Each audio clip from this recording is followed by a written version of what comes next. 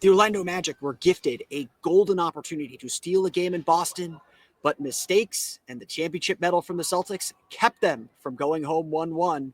What are the answers for the Orlando Magic today on Locked On Magic?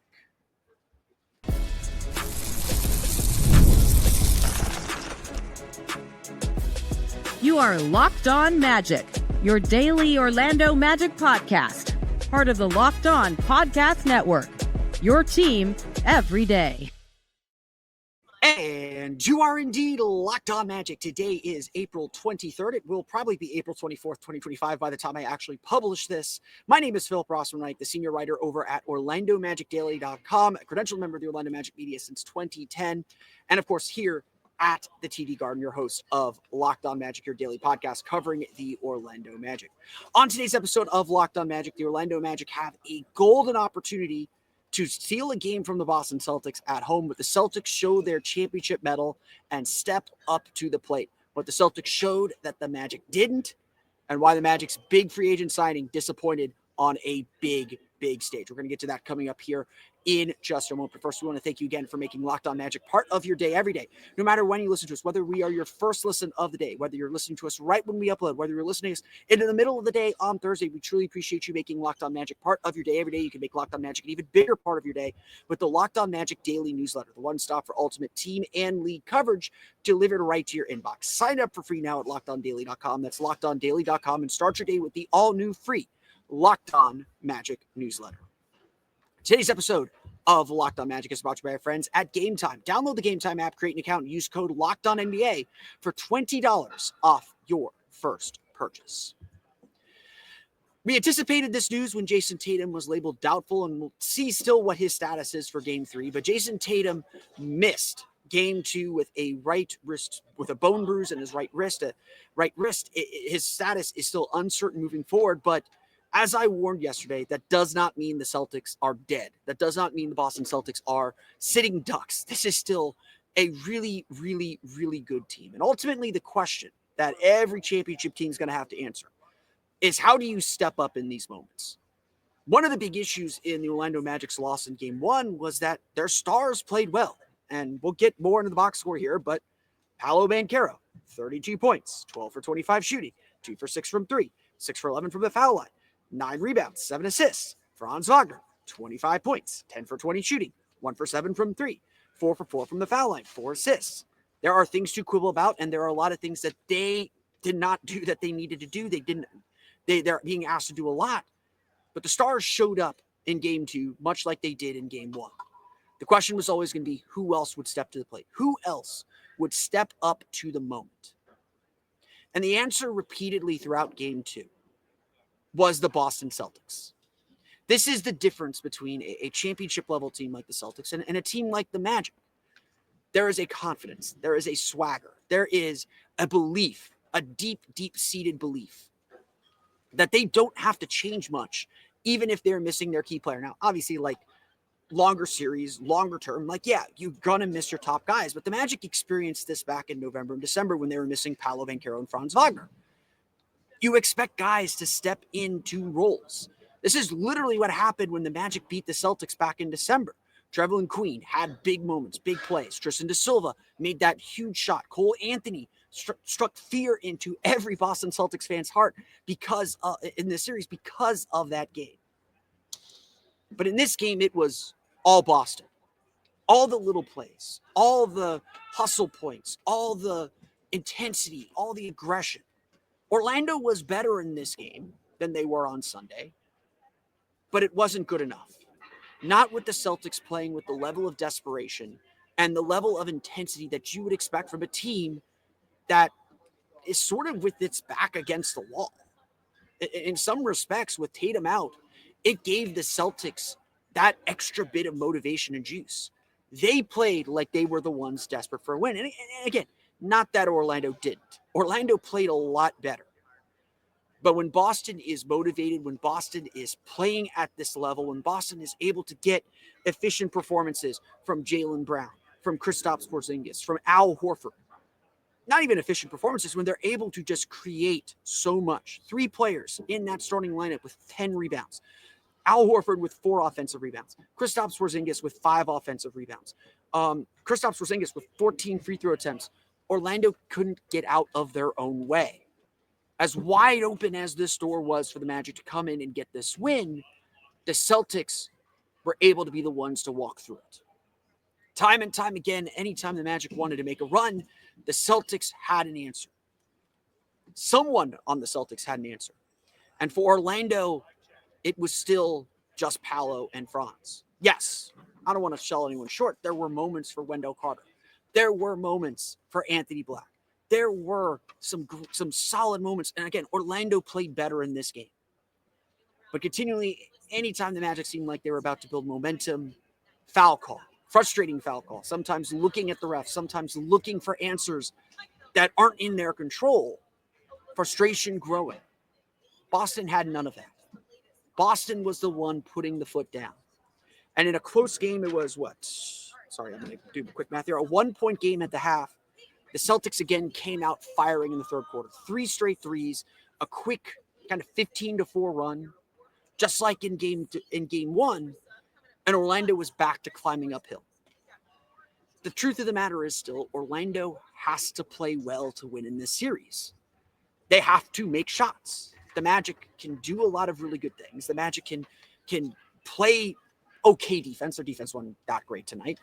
They can play with better pace and intensity on offense. But they can play with better pace and intensity on offense. They still got to make the shots. And quite frankly, the hills Orlando is having to climb in this series are much steeper than the hills the Celtics have to climb. And that is even with Jayson Tatum out. This series, even though it's 2-0, and we'll talk, I think, a little bit more about this tomorrow, about the Magic coming home to a 2-0 series and trying to even it up like they did last year. They were in this position last year. Similar things. Losing because of missed shots. Looking a little out of their depth. So we shouldn't completely write this team off. The difference, though, between this series against the Celtics and last year's series against Cleveland is Boston knows how to do the job. And that was so evident in the way everybody filled in. That was so evident by the team finding the answer, finding the guys to step up, finding the energy to push forward. A better team, and again, Orlando is a 7 seed, 41-41. Let's not pretend they are something they are not at this point. We can worry about the future. We can worry about the frustration from last offseason. We can worry about what's going to come in the offseason later. We know what this team is now. And this is just not a confident enough offensive group to put their thumb on a team that's left the door open for them. Paolo Banchero might be. Paolo might be. There was points in the fourth quarter where I thought he was going to have a superstar level fourth quarter and carry this team to a victory. It didn't seem so outside the realm of possibility. But as a group, there isn't enough faith offensively to put the hammer down. As a group, when things go bad, they tend to metastasize. They tend to happen repeatedly and grow and grow and grow. Stopping those runs is the series. Boston's going to hit some threes. Boston's going to make some shots. They're going to put a lot of stress on even this elite defense. And again, Orlando held Boston to 109 points. They held the Celtics to 12 for 37 shooting from 3. There were good things the Magic did defensively in this game. But when you're fouling too much, when you're giving up offensive rebounds, when you're handing the Celtics extra opportunities. Hi, John. I see you back there. When you're handing the Celtics extra opportunities, you're letting a championship team beat you. That's going to happen 10 out of 10 times, regardless of whether Jayson Tatum's playing, regardless of whether Jaylen Brown's playing well, regardless of anything else. This is a championship level team, and the Magic just aren't stepping up to that championship level quite yet. The player the Magic thought was going to be at that championship level, the player that they thought was going to elevate this team, had a night that he will hopefully not want to remember, but Magic fans will remember why the Magic missed their biggest free agent acquisition. We'll get to that coming up here in just a moment. But first, today's episode of Locked On Magic is brought to you by our friends over at Amazon Fire TV. Did you know your Fire TV is also an Xbox? Turn any TV into your gaming and entertainment hub with Fire TV Stick 4K devices. No console required.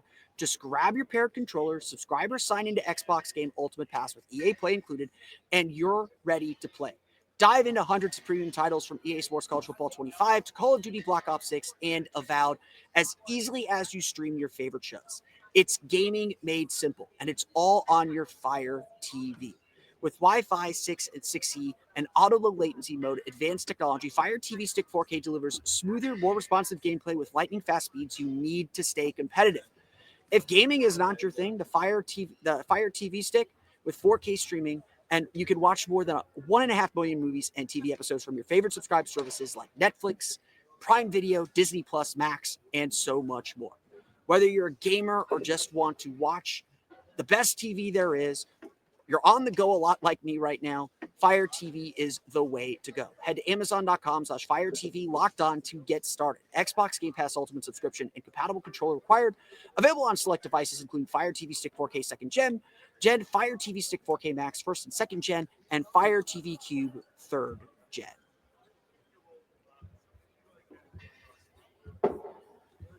Apologies to those listening on the audio who don't see what's going on behind me. I'm recording here at the TD Garden. I've had some special guests like Josh Robbins over my left shoulder here. I've had John Krauss of Locked On Celtics jump in. Everybody wants to be on TV. Derek White was over my right shoulder on the NBC Sports Boston broadcast. But let's get back to what happened in this game, as Josh Robbins agrees almost with everything I say. He probably disagrees with most of it.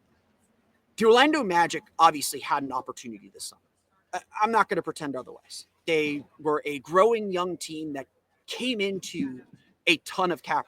Now, it wasn't a big summer for spending money. It wasn't a big summer for free agents. There wasn't a lot out there for them to get. And the Orlando Magic had some clear needs. You could go back to the summer, listen to my episodes breaking down Kentavious Caldwell-Pope as a potential free agent, and eventually when they signed him. But regardless of what you think, whether that was the right move, that was the move the Magic made. And when they made that move, it was clear what they were promising us. It was clear why that was the move they wanted to make. They wanted a spot-up three-point shooter. The Magic needed shooting. They went out and grabbed one of the best shooters in the league, a guy who shot 40% from three in 3 of the last 4 seasons, including with a championship team in the Denver Nuggets. And in the 1 year he didn't shoot 40%, he shot 39% from 3. This was an elite three-point shooter, even if he didn't have the volume that fit the Magic's defensive scheme. And again, we only saw such limited minutes with Jalen Suggs. It was promising. But at the end of the day, the reason why Kentavious Caldwell-Pope was the guy they wanted to spend $22 million per year to sign was for games like this one, for moments like this one, to be the steadying force for a young team, to be the championship experience, to be the championship voice, and ultimately to be the guy that they could swing the ball to and get an open three. Ultimately, he was the guy that was meant to make the big shot, to be the spacing for Paolo Banchero so he could attack and be Paolo Banchero. It turns out Paolo Banchero can operate at a high level even without good spacing. Imagine what this guy's going to do when there's consistent three-point shooting around him. That has to be mission 1 through 2, 3, 4, 5 still for the Orlando Magic after having the worst three-point shooting percentage in the league this season. But regardless of what happened this season, Kentavious Caldwell-Pope, after shooting 32% for most of the year, ended up at around 34% for the season. Obviously not what the Magic signed up for, but over the last 15 games, he shot near 50% from 3. It's certainly better than 40%. I don't have the numbers right in front of me. But unfortunately for a player of his caliber and for a team like the Magic, these are the moments you're judged on. Fair or not, these are the moments that you're judged on. You are judged on being able to perform in the playoffs, on being able to give your stars the space and comfort they need to attack the basket because no one wants to leave you, or to make the big shot because they're collapsing on the star player. That's what Kentavious Caldwell-Pope was supposed to be. And the end of the season provided a lot of optimism, and there's still at least 2 more games in this series, but this is a game that leaves a bad taste in everybody's mouth. if there's anyone that was still on the Kenny train, and maybe I'm one of them, this is a game that makes you really stop and think. Because again, this is the game you brought Kentavious Caldwell-Pope in to win. This is the game you brought him to perform. When you look at the stat sheet, and it was a weird game, Orlando trailed by as much as 15. They were down double digits early in the third quarter because of the run, because of their struggles coming out of the locker room. They were climbing uphill for most of the game, but they were within striking distance. It wasn't far-fetched for them to make a mini comeback in the fourth quarter. They had those opportunities. But when the ball swung to Kentavious Caldwell-Pope, as it has throughout most of this season, with an opportunity to make an open shot, he missed them over and over and over again. Shooters are going to shoot, and they have to shoot. And Caldwell-Pope has proven himself enough times this year to continue to earn that opportunity because, frankly, who else is going to play that role? You don't trust Caleb Houston as much defensively. He's made a lot of defensive mistakes in this series without adding the shooting that the Magic need. Gary Harris has been excellent on defense too, but his shooting has been much more inconsistent and much spottier. Kentavious Caldwell-Pope is still the answer for this team. That doesn't mean he's the answer moving forward beyond this season, but he's the answer for this team. And ultimately, for a guy that you spent so much money on, for a guy that you invested so much of your capital on, seeing him go 1 for 9 and 0 for 6, it's just not good enough. Again, it's unfair. I mentioned this a lot with Terrence Ross. It's unfair. His job is to shoot. His job is to make shots, and certainly make shots in these moments. We ultimately judge him on his ability to hit those open threes when they come. Efficient or not, he needs to be a threat. And as the season has developed, frankly, as teams have just realized the Magic aren't going to make threes ever, even Kentavious Caldwell-Pope has lost his gravity. And so having a key role player in a series like this, where you have to have your role player step up, where you have to have somebody help, Paolo, Banchero, and Franz Wagner, for a high-profile game like this to shoot like that, it's just unheard of. It's just unacceptable, and it's a big part of why the Magic lost. We've talked a lot about the three-point math in this series. It is a huge factor in everything we're going to talk about in this series. So even on a night when the Magic give up 32.4% three-point shooting, really good three-point defense percentage-wise, that wasn't the case in Game 1. They give up only 12 makes. Really good job on that front. Boston gets 37 three-point attempts on 80 field goal attempts. They average around 40% of their field goal attempts being three-pointers. Orlando needs to do a better job maybe limiting some of those three-point attempts, but overall a solid job. Raw number looks really good. The problem is the free throw shooting. We'll get to that here in a minute. Orlando could not keep up even with that. This was the night the Magic needed a good shooting night. And they had a good shooting night in Game 1, and Boston just shot better. But going 7 for 29 from 3. And again, you expect Franz to struggle. Like, it just is what it is at this point. You know, he may need to take fewer threes, but you got to be confident enough to take threes. He's 1 for 7. Paolo's 2 for 6. Wendell Carter's 3 for 3. You can't waste a 3 for 3 Wendell Carter game. Corey Joseph goes 1 for 3. The Magic's three-point shooting, the volume isn't the problem. But the problem is they need their best three-point shooter, their biggest three-point weapon, their free agent weapon, their veteran, their champion, to play like a champion. The margin for error, as I hope I mentioned after Game 1, the margin for error in this series is small. Boston is going to punish you for every single mistake you make. They're a championship team. They're a championship-level team. That's what happens. This is an uphill climb here. You can't put obstacles in your own way. And that's what the Magic keep doing. Whether it's the fouling, whether it was the turnovers in Game 1, whether it was Kentavious Caldwell-Pope struggling to shoot the way that he struggled to shoot in this game. The Magic simply have to be better. And in this case, it was, and it's not all on Kenny. I'm not going to put it all on Kentavious Caldwell-Pope, but this is why you signed him.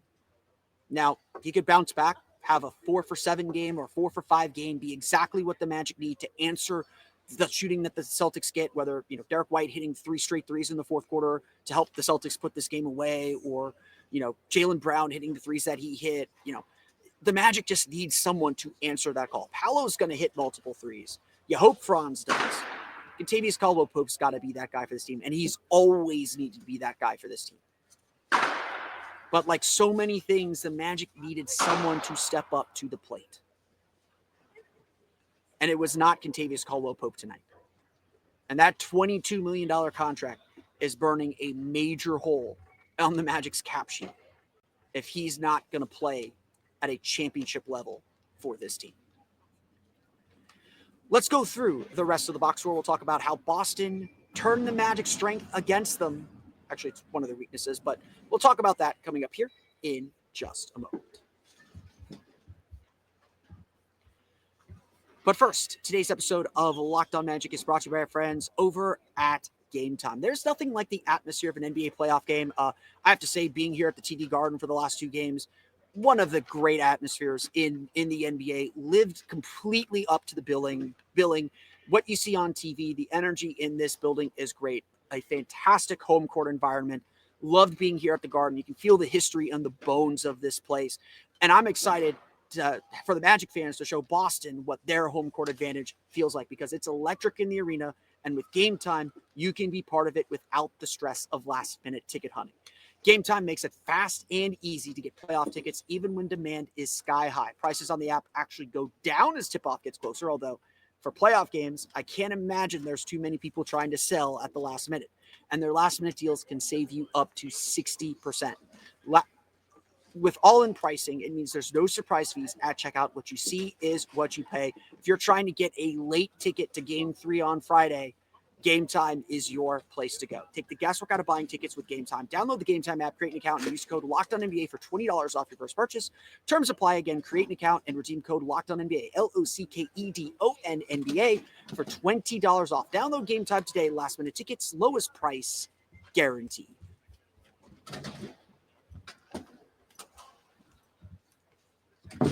Okay, let's go through the final box scores. The Orlando Magic fall to the Boston Celtics 109-100. Let's start here. Effort is not the issue. There is a fight. There's a want-to. The Magic are scratching and clawing. It is a physical game. They want these games to be physical. They're getting the Celtics to play their pace for good chunks of these games.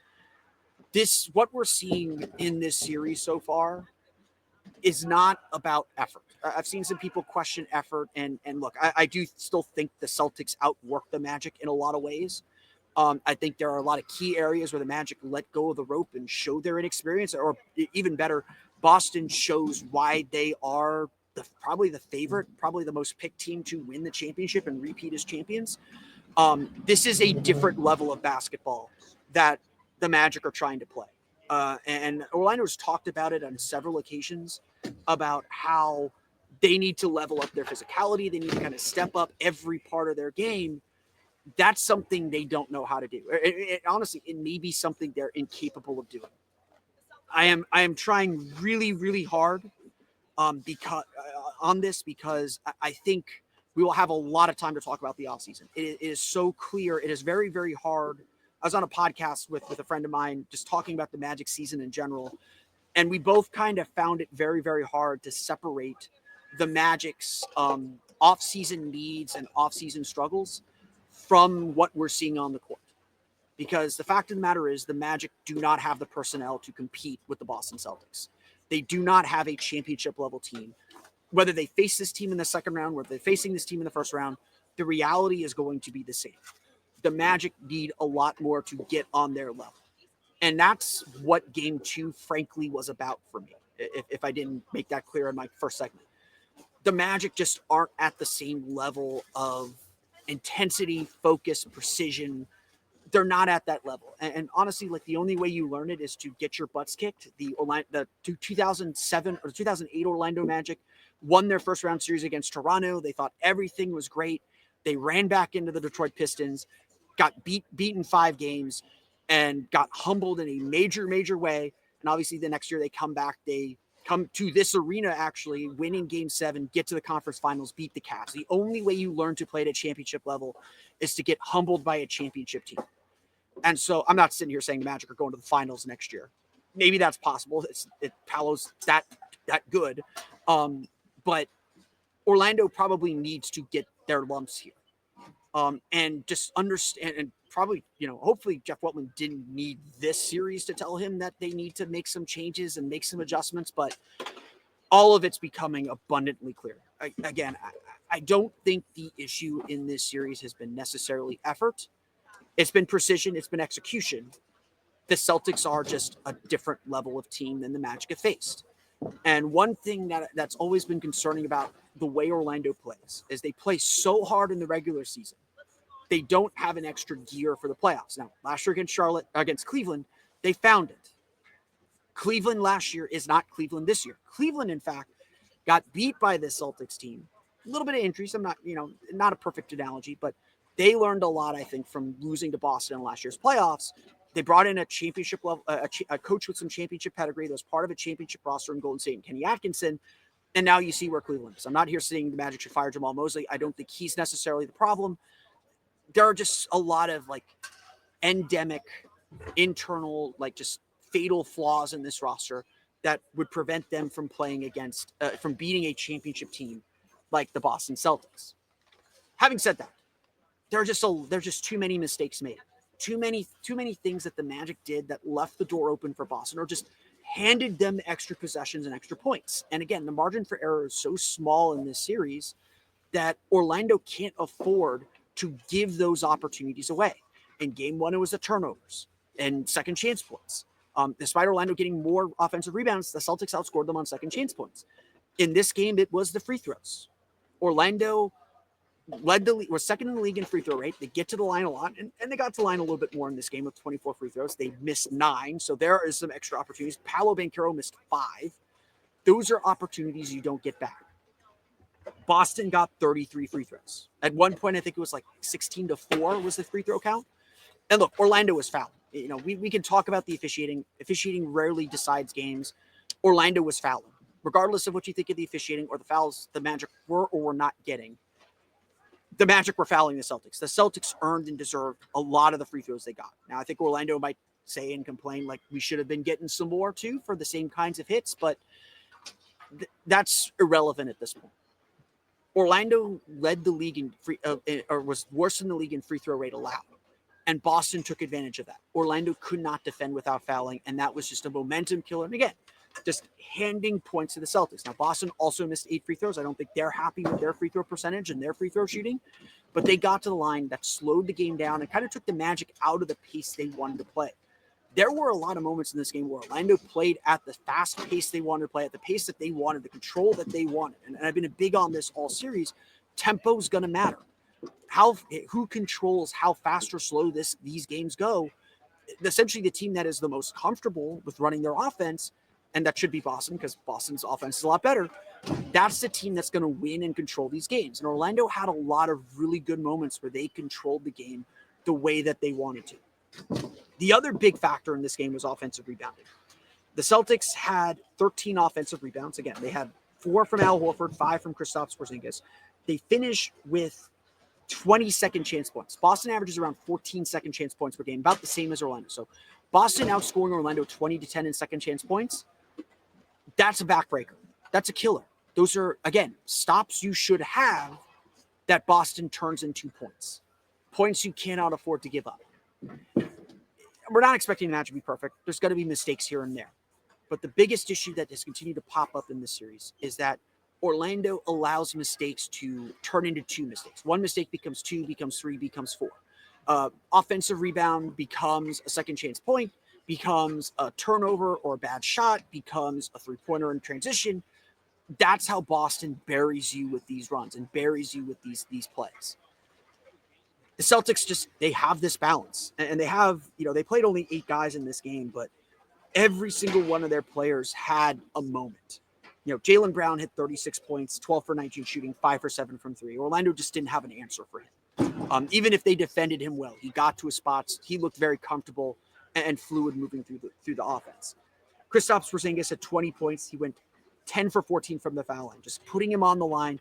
A lot of switching 1 through 5 that left him being defended by a Corey Joseph, by Kentavious Caldwell-Pope.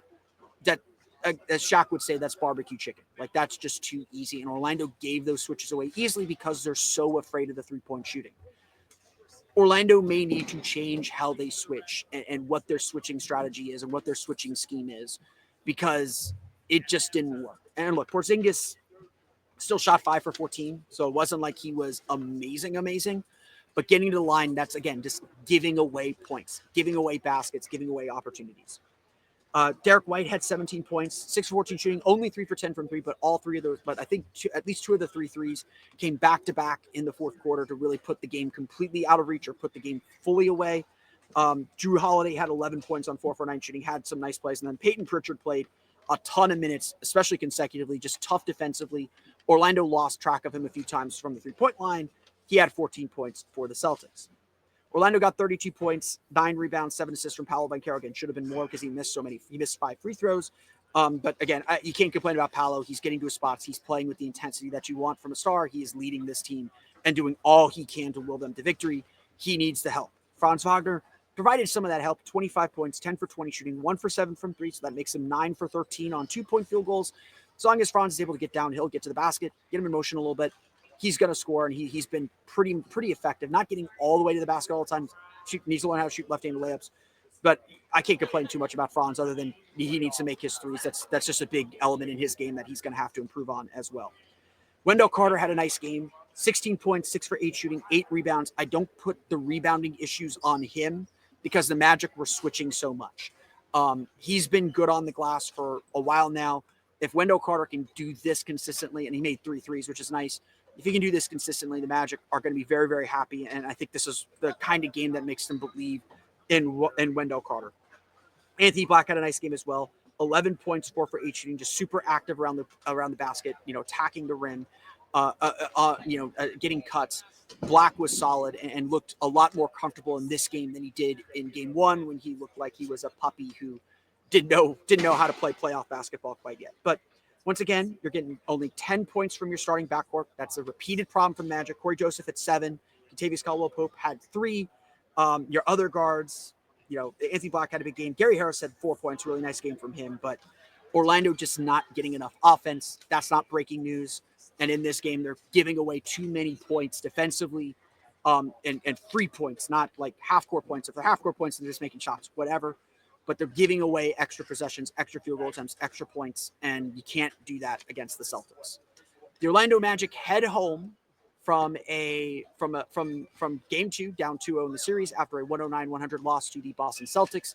They'll be back in action Friday at the Kia Center. Be loud, be proud, be blue. I think the shirts are gray though, so who knows? But we will see you at the Kia Center on Friday for game 3. That's going to do it for me, though. I want to thank you all again for listening to today's episode of Locked On Magic. Of course, find me on Twitter at PhilipRR_OMD and on Blue Sky at PhilipRR. You can subscribe to the podcast on Apple Podcasts, Stitcher, TuneIn, Himalaya, Google Play, Spotify, Odyssey, and all of the amazing podcasts to your podcast-enabled listening device. You can also check us out on YouTube. Just search for Locked On Magic.